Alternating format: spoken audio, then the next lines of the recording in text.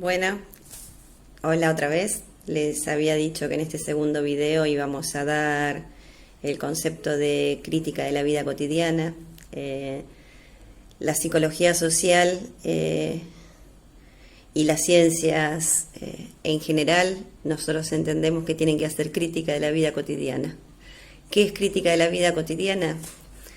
Habíamos dicho que no hay una sola vida cotidiana, que la vida cotidiana es diferente en los distintos espacios y tiempos, o sea, en los distintos lugares del mundo y a lo largo del tiempo se va modificando.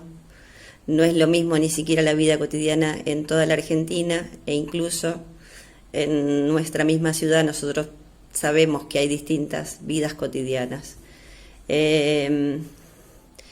¿Qué permite hacer crítica qué sería crítica de la vida cotidiana? Crítica de la vida cotidiana, si la vida cotidiana era el modo en que los hombres y las mujeres se organizaban entre sí con la naturaleza para satisfacer sus necesidades, hacer una crítica de la vida cotidiana implica poder indagar sobre cómo son esas relaciones, qué posibilitan esas relaciones entre los hombres y la naturaleza, qué posibilitan y qué impiden, cómo esa organización da cuenta o no de las necesidades de los sujetos, de los distintos sujetos que la componen, cómo se da ese reparto para los distintos sectores sociales, cómo se da ese reparto de satisfacción de las necesidades entre varones y mujeres, en los distintos sectores de la comunidad, qué parte está garantizada la satisfacción de las necesidades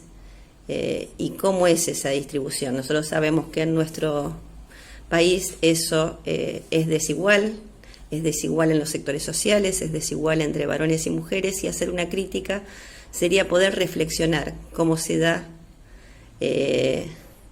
esas relaciones. Hacer una crítica es entender que esa organización social, si es diferente en cada lugar del mundo y en los distintos tiempos, quiere decir que es un proceso social e histórico y no es un hecho natural como aparece en la vida cotidiana. Que sea un proceso social histórico es lo que nos permite, una vez que uno identifica la crítica y en un proceso también social, es lo que nos permitiría poder pensar en qué transformaciones necesarias hay que hacer. Decía que la psicología social hace crítica de la vida cotidiana y que la ciencia tiene también el deber y puede hacer crítica de la vida cotidiana. Decía también antes que hay situaciones que en sí misma posibilitan la crítica de la vida cotidiana, y hoy estamos en una situación que hace ruptura de la vida cotidiana por su característica de emergencia, que es la crisis, que las crisis en general posibilitan hacer crítica de la vida cotidiana, porque rompen con esa naturalización, con esa, como dicen a Quiroga, familiaridad acrítica que uno cree que lo que es, siempre fue así y va a seguir siendo así.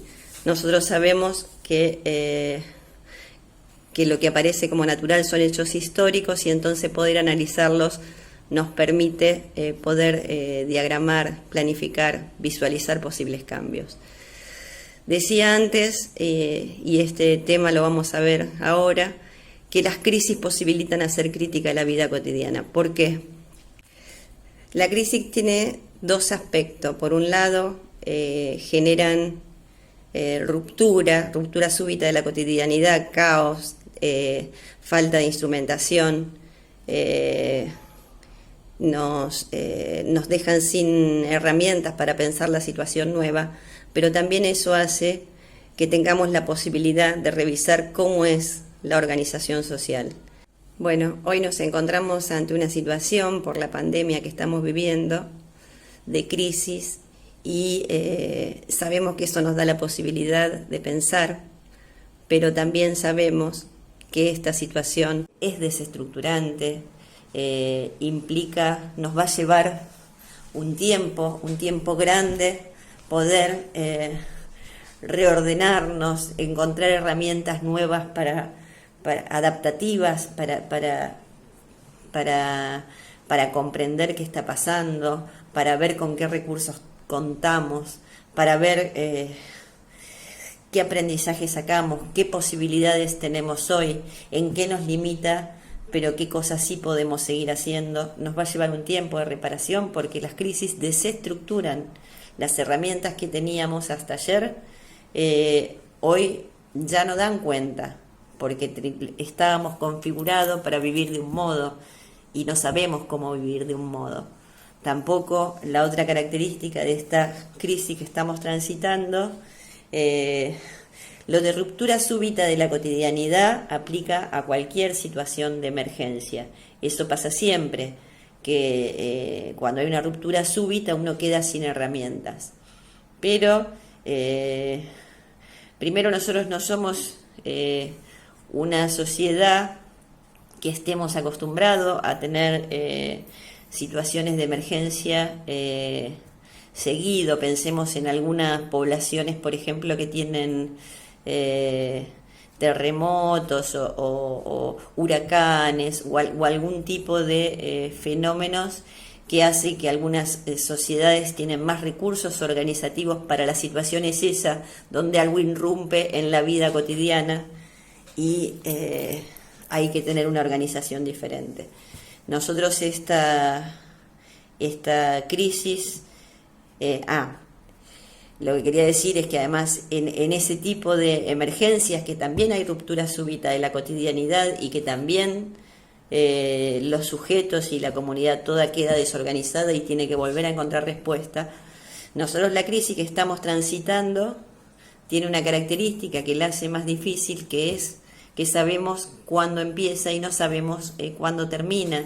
No podemos anticipar del todo cómo va a ser. En realidad no podemos anticipar, no solo del todo, es bastante difícil planificar el propio año hoy, cómo va a ser, vuelvo a decir, cuánto va a durar la cuarentena, cómo va a ir impactando nuestro país, esta pandemia que es nueva mundialmente, que ha tenido distintas repercusiones en los distintos lugares del mundo. No lo sabemos, entonces no solo no estamos preparados hoy para esta situación, sino que no estamos hablando de una crisis del pasado y nos estamos acomodando, la estamos transitando. Entonces eso, ¿por qué se los digo? Porque cuando nosotros dimos este tema, lo dimos pensando en darles algunos elementos para que ustedes se puedan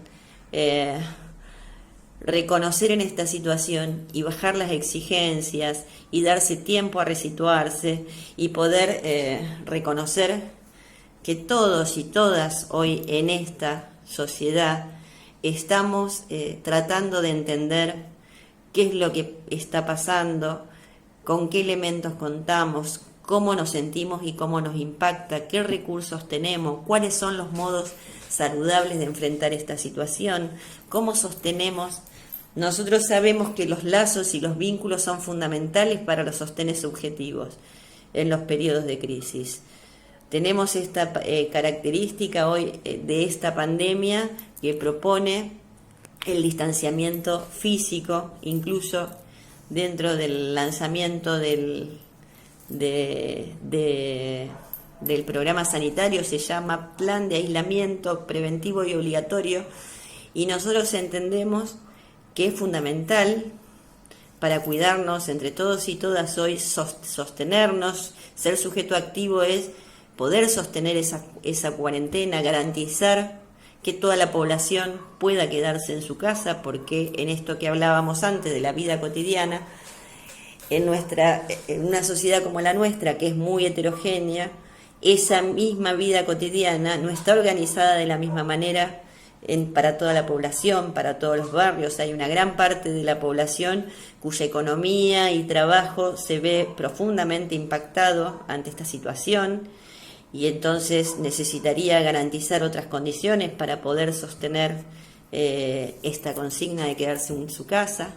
Bueno, la idea es que nosotros podamos ir pensando esas situaciones,